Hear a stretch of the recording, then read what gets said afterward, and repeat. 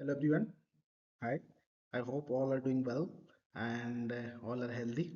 Today we are going to discuss one of very common condition which is flat foot. Flat foot क्या है क्या नहीं है, उसके क्या कॉन्सिक्वेंसेस हो सकते हैं वगैरह वगैरह यहाँ पे हम डिस्कस करेंगे। जरा ध्यान से सुनिए। और कई लोगों को आमतौर पे ये देखा जाता है। देखिए इसको कहा जाता है, एक छोटी सी उसके बारे में डिस्कशन डिस्क्राइब कर देता हूँ। पेस प्लानस कहा जाता है, कॉमनली कॉल्ड फ्लैट फुट। ठीक है। पेस प्लानस और फ्लैट फुट, पेस प्लानस इसका मेडिकल टर्म है। ये होता क्या है, जो फुट का जो आर्च है वो रिड्यूस हो जाता है जनरली। ठीक है, मैं दिखा देता हूँ आपको। ये देखिए, ये होता है फुट आपका है, यहाँ पे एक आर्च होता है, ये है नॉर्मल फुट आर्च। ठीक है। ये नॉर्मल फुट आर्च जब रिड्यूस हो जाता है या फ्लैट हो जाता है इस तरह से, इसको फ्लैट फुट कहा जाता है। ठीक है। तो इस तरह से होना चाहिए, this is the normal foot arch and it becomes flat. ठीक है। और अगर आप फिजिकली किसी को देखेंगे तो ये दिखेगा, यहाँ पे मैं एक बता देता हूँ आपको। इस जगह पे इस तरह से एक आर्च होना चाहिए। ठीक है। इसको मीडियल फुट आर्च कहते हैं। ठीक है। ये मीडियल फुट आर्च जब रिड्यूस हो जाता है, घट जाता है, इसको कहा जाता है फ्लैट फुट या पेस प्लानस। क्यों होता है, इसके कई सारे रीजंस हैं। ठीक है। अगर हम देखें, इसके तीन होते हैं, एक कंजेनिटल होता है, एक एक्वायर्ड होता है और ट्रॉमेटिक होता है। ठीक है। कंजेनिटल का मतलब क्या है, पैदाइशी। ठीक है। जो जन्म से हो आपके पास, आप किसी इंसान का जन्म से ही पैर जो है वो फ्लैट है। ठीक है। वो उसको फ्लैट फुट या कंजेनिटल फ्लैट फुट कहा जाएगा। बट यहाँ पे एक छोटी सी चीज है, बचपन में जब बच्चा छोटा होता है तो क्या होता है, तो उसके लिगामेंट्स स्ट्रक्चर्स वो थोड़े से लैक्स्ड होते हैं, मतलब ढीले होते हैं, वीक होते हैं, नरम होते हैं, कच्चे होते हैं। इसलिए वो फुट जो है, जो इस तरह से रहना चाहिए, इस तरह से वो फ्लैट होता है, क्योंकि जो स्ट्रक्चर जो बोन को चारों तरफ से घेर के रखता है वो काफी कच्चे होते हैं। ठीक है। इसलिए 5-6 साल तक ये नॉर्मली हर बच्चे में देखा जाता है। इसके लिए चिंता मत करिएगा, by the age it will be corrected automatically. ठीक है। एक एक्वायर्ड होता है, एक्वायर्ड फ्लैट फुट या पेस प्लानस। ये ज्यादातर देखा जाता है एडल्ट्स में। ठीक है। एडल्ट्स में किसमें, जिसका स्टैंडिंग वर्क ज्यादा है, खड़े होके वर्क, मतलब स्टैंडिंग हो सकता है, आपका रनिंग हो सकता है, जंपिंग हो सकता है। ठीक है। जैसे कि for an example, basketball player है, कोई स्प्रिंटर है, कोई रनर है, ट्रैफिक पुलिस है, ये जिसका काम है ज्यादातर खड़े होकर रहना। ठीक है। तो इस तरह से, इस तरह के प्रोफेशन में वो हो जाता है। क्यों? क्योंकि बहुत देर तक खड़े होकर रहेंगे तो structure get laxed and get flat, get taut. Okay. तो वो रिड्यूस कर देता है मीडियल फुट आर्च को। ठीक है। अभी अगर हम इसको थोड़ा सा इसको इसका नंबर में स्टैटिस्टिक्स देखें, या इसको मेडिकल टर्म में एपिडेमियोलॉजी कहा जाता है, उसको देखें, तो 20 to 37% जो पॉपुलेशन है ना, वो उनको थोड़ा बहुत एनी डिग्री तक एक फ्लैट फुट रहता है। ठीक है। तो अगर ये हो गया जनरल बात, अगर हम वुमेन और मेन में देखें तो 1:1 रेशियो है, 50-50% है, सबको होता है। ठीक है।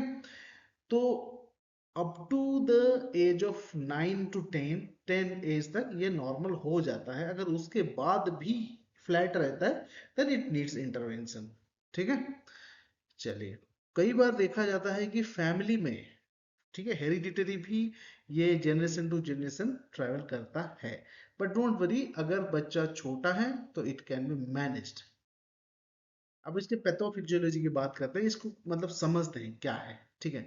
सबसे पहले हम ये जानते हैं कि जो मीडियल फुट है, मीडियल फुट आर्च है, when it get reduced then it is called, ये जो मीडियल फुट आर्च यहाँ पे हम देख रहे हैं, अगर ये घट जाए इस तरह से और ये हो जाए फ्लैट, तो इसको कहेंगे फ्लैट फुट। ठीक है। अब इसके थोड़ा सा आपको समझने के लिए मैं स्ट्रक्चर के बारे में बता देता हूँ। ये कुछ लिगामेंट्स हैं, डेल्टोइड लिगामेंट है। ठीक है। यहाँ पे पोस्टीरियर टिबियो लिगामेंट है, एंटीरियर टिबियोलैटरल लिगामेंट है। ये सारे स्ट्रक्चर्स हैं। ठीक है। कैल्कानियस नाइबिकुलर टेलस ये छोटे छोटे बोन है, इसके नाम है, ठीक है। तो ये सारे बोन्स जो भी हैं, ठीक है, ये सही तरह से इस लिगामेंट के द्वारा अटैच है, तभी ये सब चीजें सही जगह पे मेंटेन है। अगर ये ढीला हो जाए, किसी भी कारण से ये ढीले हो जाए, तो ये अपने से नीचे आ जाए, क्योंकि ग्रेविटी यहाँ पे एक्ट करती है नीचे की तरफ, है ना। तो ये अगर ढीला हो जाए तो नीचे आ जाएगा, ठीक है। ये एक रीजन होता है, ठीक है। तो इस तरह से कई सारे हैं, डिसफंक्शन है, ट्रॉमा है, चोट लग गई, कई सारे कई कारणों से अगर वो चीज वहां से वो आर्च रिड्यूस हुआ, तो it will make a flat foot.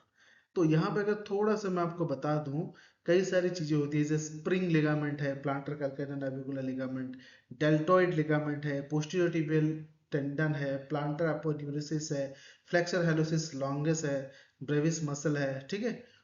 तो ये सारे अगर लैक्स्ड हो, ढीले हो, कच्चे हो, दुर्बल हो, तो ये होता है dysfunction of any portion of the medial longitudinal arc, ठीक है। तो ये डेवलप करता है। इवैल्यूएशन कैसे होता है, देखिए सबसे पहले क्या होता है, वेट, अगर आप इवैल्यूएशन मतलब हम जानेंगे कैसे फ्लैट फुट है, तो ये पहले तो दिखते ही पता चल जाता है, ठीक है, फ्लैट फुट है। अगर नहीं पता चल रहा है, कंफर्म होना चाहते हैं, तो आप एक एक्सरे कर लीजिए, वेट बियरिंग खड़े होके एक्सरे कर लेंगे तो पता चल जाएगा, ठीक है। उसके बाद एक एंगल देखा जाता है, उसको कहा जाता है मेरी एंगल, ठीक है। मेरी एंगल मतलब क्या है, तो ये जो आर्ज है ना, ठीक है, यहाँ से इस तरह से एंगल लिया जाता है, ठीक है, इसको कहते हैं मेरी एंगल, ठीक है। अगर ये मोर देन 4 है तो आपको फ्लैट फुट है, ठीक है। कैल्कुलेटर इंक्लूड, फिर एमआरआई हम करते हैं, एमआरआई तो बेहतर है, ठीक है। इस तरह से हम डायग्नोस करते हैं कि इसको फ्लैट फुट है कि नहीं है। तो ट्रीटमेंट की अगर बात करें, सबको पता ही है, अगर बच्चा है कोई पेस प्लानस हो गया है, अगर है तो उसको ऑर्थोटिक दिया जाता है, ठीक है, जिससे कि वो, देखिए पेस प्लानस होने से या फ्लैट फुट होने से होता क्या है, एंगल अगर रिड्यूस हो, बायोमैकेनिक्स कंप्लीटली चेंज हो जाता है, नी अंदर की तरफ आने लगता है ना, जेनुवैल्गम होने के चांसेस है, नी पेन होने के चांसेस है, इसलिए इसका करेक्शन बहुत इंपॉर्टेंट है। तो उसके लिए हम मीडियल फुट आर्च देके इसको ठीक कर सकते हैं, ठीक है। और सेकेंडली, अगर बहुत ज्यादा खराब है, it may go leads to surgery. So अगर आपको और नॉलेज चाहिए, इसको अच्छे से पढ़ लीजिएगा एक बार, ठीक है। तो उम्मीद करता हूँ आपको समझ में आया होगा। Thank you very much. This is about flat foot, don't worry, it is completely curable sometime, in case of children it is completely curable, don't worry, get diagnosed and get the correct treatment. Thank you very much. Subscribe this channel, you will be benefited by my little experience and short videos, you will be benefited. Subscribe this channel. Thank you very much.